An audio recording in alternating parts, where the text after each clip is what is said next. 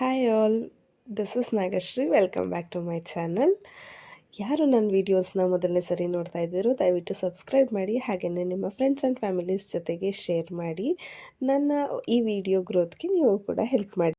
New YouTuber ಆಗಿರೋ ನನಗೆ ನಿಮ್ಮ ಸಪೋರ್ಟ್ ತುಂಬ ಅಂದರೆ ತುಂಬಾ ಅಗತ್ಯ ಇದೆ. ನಾನು ಮೈಸೂರಿನಿಂದ ಈ ವಿಡಿಯೋಸ್ನ ಮಾಡ್ತಾಯಿದ್ದೀನಿ. ನಾನಿರೋದು ಮೈಸೂರಿನಲ್ಲೇ. ನನಗೆ 5 ವರ್ಷದ ಮಗ ಇದ್ದಾನೆ. ಸೊ ನಿಮಗೆ ಮಕ್ಕಳನ್ನ ಓದಿಸೋ ವಿಷಯದಲ್ಲಿ ಯಾವ ರೀತಿಯಾಗಿ ನಾವು ಅವ್ರಿಗೆ ಟ್ರೈನ್ ಅಪ್ ಮಾಡಬಹುದು, ಹಾಗೆಯೇ ವೆಜಿಟೇರಿಯನ್ ಫುಡ್ಸ್ ರೆಸಿಪೀಸ್ಗಳು, ಹೀಗೆ ಇನ್ನೂ ಹಲವಾರಂಥದ್ದು ಇಂಟ್ರೆಸ್ಟಿಂಗ್ ಟಾಪಿಕ್ಸ್ನ ನಾನು ಇನ್ನೂ ಹೆಚ್ಚು ಮಾಡೋದಕ್ಕೆ ಇಷ್ಟಪಡ್ತೀನಿ. ನಿಮ್ಮ ಸಪೋರ್ಟ್ ತುಂಬ ಅಂದರೆ ತುಂಬ ಅಗತ್ಯ ಇದೆ. ನಿಮ್ಮ ಒಂದು ಸಪೋರ್ಟಿಂದ ನೀವು ಒಂದು ವ್ಯೂ ಬಂತು ಅಂತ ಹೇಳಿದ್ರು ಅದು ಕೂಡ ಖುಷಿ ಕೊಡ್ತಾ ಇದೆ ನನಗೆ. ಹೀಗೇ ಸಪೋರ್ಟ್ ಮಾಡಿ, ಹಾಗೆಯೇ ನಿಮ್ಮ ಫ್ರೆಂಡ್ಸ್ ಆ್ಯಂಡ್ ಫ್ಯಾಮಿಲೀಸ್ಗೆ ಆದಷ್ಟು ವೀಡಿಯೋಸ್ನ ಶೇರ್ ಮಾಡಿ ಅಂತ ಕೇಳ್ತಾ ನಾನಿವತ್ತಿನ ವೀಡಿಯೋನ ಇಲ್ಲಿ ಶುರು ಮಾಡ್ತಾ ಇದ್ದೀನಿ.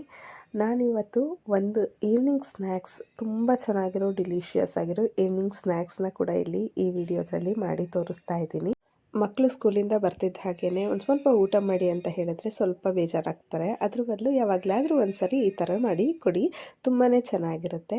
ನಾನಿಲ್ಲಿ ರೆಡ್ ಪಾಸ್ತಾನ ಮಾಡ್ತಾಯಿದ್ದೀನಿ. ಆದರೆ ಅದನ್ನು ನಾನು ಪಾಸ್ತಾನ ಸಪ್ರೇಟಾಗಿ ಬೇಯಿಸಿಟ್ಕೊಂಡು ಆ ಥರ ಮಾಡ್ತಾಯಿಲ್ಲ, ಕುಕ್ಕರ್ನಲ್ಲೇ ಮಾಡ್ತಾಯಿದ್ದೀನಿ. ಈಸಿಯಾಗಿ ಮಾಡ್ಕೋಬಹುದು ಇದನ್ನು. ಮೊದಲಾಗಿ ಇಲ್ಲಿ ನಾನು ಒಂದು ಕುಕ್ಕರ್ನ ಇಟ್ಕೊಂಡು ಅದಕ್ಕೆ ಸ್ವಲ್ಪ ಎಣ್ಣೆ, 1-2 ಸ್ಪೂನ್ನಷ್ಟು ಎಣ್ಣೆ ಹಾಕಿ ಒಂದು ಸ್ವಲ್ಪ ತುಪ್ಪ ಹಾಕ್ಕೊಳ್ತಾ ಇದ್ದೀನಿ. ನೀವು ತುಪ್ಪ ಬೇಡ ಅಂತ ಹೇಳಿದ್ರೆ ನೀವು ಬೆಣ್ಣೆ ಕೂಡ ಹಾಕ್ಕೊಳ್ಬೋದು. ಬೆಣ್ಣೆ ಹಾಕಿದ್ರೆ ಇನ್ನೂ ತುಂಬಾ ಟೇಸ್ಟ್ ತುಂಬ ಚೆನ್ನಾಗಿ ಬರುತ್ತೆ. ನಾನಿದು ಒಂದು ಸ್ವಲ್ಪ ಕಾಯೋದಕ್ಕೆ ಬಿಡ್ತಾ ಇದ್ದೀನಿ. ಅಂದರೆ ಎಣ್ಣೆ ಒಂದು ಸ್ವಲ್ಪ ಕಾಯಬೇಕು. ಕಾದ ನಂತರ ಒಂದು ಈರುಳ್ಳಿನ ಕಟ್ ಮಾಡಿ ಹಾಕ್ಕೊಳ್ತಾ ಇದ್ದೀನಿ. ಇದನ್ನು ಸ್ವಲ್ಪ ಅದರದ್ದು ಏನು ಕ್ರಂಚಿನೆಸ್ ಇರುತ್ತೋ ಅದು ಸ್ವಲ್ಪ ಕಡಿಮೆ ಆದರೆ ಸಾಕಾಗುತ್ತೆ. ಅಂದರೆ ಒಂದು 50%ನಷ್ಟು ಇದು ಫ್ರೈ ಆದರೆ ಸಾಕಾಗುತ್ತೆ. ನೀವು ಈ ಹಂತದಲ್ಲೇ ಬೇಕು ಅಂತ ಹೇಳಿದ್ರೆ ಜಿಂಜರ್ ಗಾರ್ಲಿಕ್ ಪೇಸ್ಟ್ ಕೂಡ ಹಾಕ್ಕೊಳ್ಬೋದು. ನಾನಿಲ್ಲಿ ಅದನ್ನು ಸ್ಕಿಪ್ ಮಾಡಿದ್ದೀನಿ. ನೀವು ಇದಕ್ಕೆ ಇದು ಫ್ರೈ ಮಾಡೋ ಟೈಮ್ನಲ್ಲೇ ಜಿಂಜರ್ ಗಾರ್ಲಿಕ್ ಪೇಸ್ಟ್ ಕೂಡ ಹಾಕಿದ್ರೆ ತುಂಬಾ ಚೆನ್ನಾಗಿ ಇರುತ್ತೆ. ಇದು ಸ್ವಲ್ಪ ಒಂದು 50%ನಷ್ಟು ಫ್ರೈ ಆಗಬೇಕು. ಇದು ಫ್ರೈ ಆದ ನಂತರಕ್ಕೆ ನಾನು ಒಂದು ಮೀಡಿಯಮ್ ಸೈಜ್ ಟೊಮೆಟೊನ ನಾನು ಇಲ್ಲಿ ಹೆಚ್ಕೊಂಡು, ಅಂದರೆ ಸ್ವಲ್ಪ ಸಣ್ಣದಾಗೇ ಹೆಚ್ಕೊಂಡು ಚೆನ್ನಾಗಿ ಫ್ರೈ ಆಗಬೇಕು. ಇದೆಲ್ಲ ನೀಟಾಗೆ ಮ್ಯಾಶ್ ಆಗಬೇಕು. ಅಲ್ಲಿವರೆಗೂ ನಾನು ಫ್ರೈ ಮಾಡ್ಕೊಳ್ತೀನಿ. ಅದಕ್ಕೆ ಸ್ವಲ್ಪ ಉಪ್ಪನ್ನು ಹಾಕ್ಕೊಳ್ತಾ ಇದ್ದೀನಿ.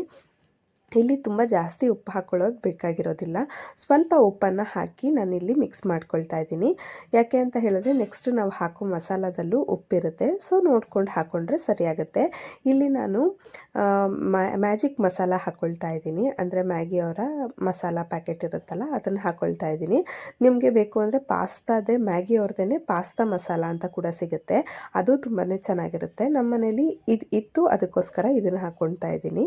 ಇದರಲ್ಲೂ ಈ ಮಸಾಲದ್ರಲ್ಲೂ ಉಪ್ಪಿನಂಶ ಇರುತ್ತೆ. ಸೊ ಅದಕ್ಕೋಸ್ಕರ ನಾನು ಜಾಸ್ತಿ ಉಪ್ಪನ್ನು ಹಾಕ್ಕೊಳ್ತಾ ಇಲ್ಲ.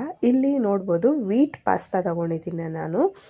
ವೀಟ್ ಪಾಸ್ತಾ ಒಳ್ಳೆಯದು. ಯಾಕೆ ಅಂತ ಹೇಳಿದ್ರೆ ನಾವು ಮೈದಾ ಪಾಸ್ತಾ ಯೂಸ್ ಮಾಡೋದಕ್ಕಿಂತ ವೀಟ್ದಾದರೆ ಸ್ವಲ್ಪ ಹೆಲ್ದಿ ವರ್ಷನ್ ಆಗಿರುತ್ತೆ.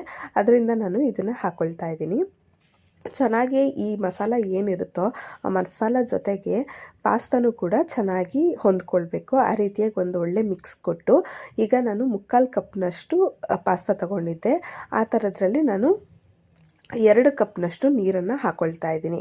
ನಿಮಗೆ ಸ್ವಲ್ಪ ಲಿಕ್ವಿಡಿ ಆಗಬೇಕು ಅಂದರೆ 2 ಕಪ್ ಹಾಕ್ಕೊಳ್ಬೋದು. ಇಲ್ಲ ಅಂತ ಹೇಳಿದ್ರೆ ಇನ್ನೊಂದು ಸ್ವಲ್ಪ 1.5 ಕಪ್ಪು ಅಷ್ಟು ಹಾಕ್ಕೊಳ್ಬಹುದು ಆಗುತ್ತೆ. ಯಾಕೆಂದರೆ ನಮ್ಮ ಮನೇಲಿ ಸ್ವಲ್ಪ ಲಿಕ್ವಿಡಿಯಾಗಿ ಇಷ್ಟಪಡ್ತಾರೆ. ಅದಕ್ಕೋಸ್ಕರ ನಾನು ಸ್ವಲ್ಪ ಲಿಕ್ವಿಡಿಯಾಗಿ ಮಾಡ್ಕೊಳ್ತಾ ಇದ್ದೀನಿ.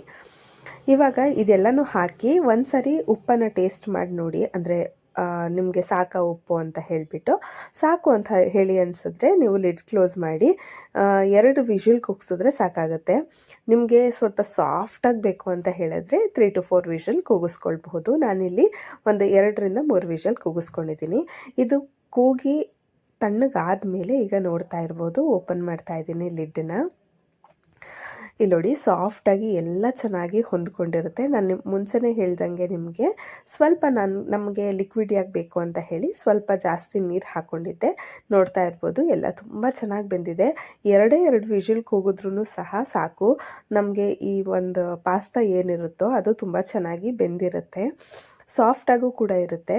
ಸೊ ನಾನಿವಾಗ ಒಂದೊಳ್ಳೆ ಮಿಕ್ಸ್ ಕೊಟ್ಕೊಳ್ತಾ ಇದ್ದೀನಿ. ಯಾಕೆ ಅಂತ ಹೇಳಿದ್ರೆ ಎಲ್ಲ ಮಸಾಲೆಗಳ ಜೊತೆಗೆ ಪಾಸ್ತಾ ಅದನ್ನು ಕೂಡ ಹೊಂದ್ಕೊಳ್ಬೇಕು. ಅದಕ್ಕೋಸ್ಕರ ನಾನಿಲ್ಲಿ ಮಸಾಲನೆಲ್ಲನೂ ನೀಟಾಗಿ ಮಿಕ್ಸ್ ಮಾಡ್ಕೊಳ್ತಾ ಇದ್ದೀನಿ.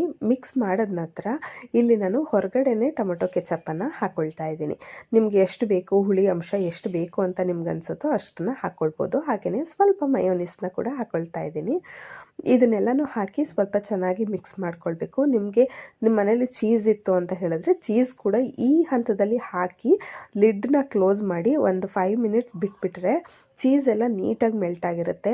ತುಂಬ ಚೆನ್ನಾಗಿರುತ್ತೆ. ಅದು ಇನ್ನೂ ಒಂದು ಎಕ್ಸ್ಟ್ರಾ ಟೇಸ್ಟ್ ಕೊಡುತ್ತೆ ಪಾಸ್ತಾಗೆ ಅಂತಲೇ ಹೇಳಬಹುದು. ಇಲ್ಲಿ ನೋಡ್ತಾ ಇರ್ಬೋದು ಚೆನ್ನಾಗೇ ಪಾಸ್ತಾ ಎಲ್ಲ ಹೊಂದ್ಕೊಂಡು ಮಸಾಲ ಜೊತೆಗೆ ತುಂಬ ಟೇಸ್ಟಾಗಿತ್ತು. ತುಂಬ ಚೆನ್ನಾಗಿರುತ್ತೆ. ಅಲ್ಲದೇ ಒಂದು 20 ಮಿನಿಟ್ಸ್ ಒಳಗಡೆ ಎಲ್ಲನೂ ಮಾಡಿ ಮುಗಿಸ್ಕೊಳ್ಬಹುದು. ಅಷ್ಟು ಚೆನ್ನಾಗಿ ಬೇಗನೆ ಆಗೋಗುತ್ತೆ. ಈವ್ನಿಂಗ್ ಸ್ನ್ಯಾಕ್ಸ್ ಟೈಮ್ಗಂತೂ ಮಕ್ಕಳಿಗೆ ಮಾಡಿಕೊಡ್ಬಹುದು. ಸದಾ ಮಾಡಿಕೊಡಿ ಅಂತ ಇಲ್ಲದೇ ಇದ್ರೂ ಯಾವಾಗಲಾದರೂ ಅಪರೂಪಕ್ಕೆ ಮಕ್ಕಳ ಕ್ರೇವಿಂಗ್ಸ್ಗೋಸ್ಕರ ಮಾಡಿಕೊಡೋದ್ರಲ್ಲಿ ತಪ್ಪೇನೂ ಇಲ್ಲ ಅಲ್ವಾ. ಈ ಒಂದು ಕ್ವಿಕ್ ರೆಸಿಪಿ ನಿಮಗೆ ಇಷ್ಟ ಆಗಿದ್ದರೆ ಪ್ಲೀಸ್ ಸಬ್ಸ್ಕ್ರೈಬ್ ಮಾಡಿ. ಹಾಗೆಯೇ ನಿಮ್ಮ ಫ್ರೆಂಡ್ಸ್ ಆ್ಯಂಡ್ ಫ್ಯಾಮಿಲೀಸ್ ಜೊತೆಗೆ ಶೇರ್ ಮಾಡಿ ನನ್ನ ಚಾನಲ್ಗೆ ಸಪೋರ್ಟ್ ಮಾಡಿ ಅಂತ ಕೇಳ್ತೀನಿ. Thank you so much.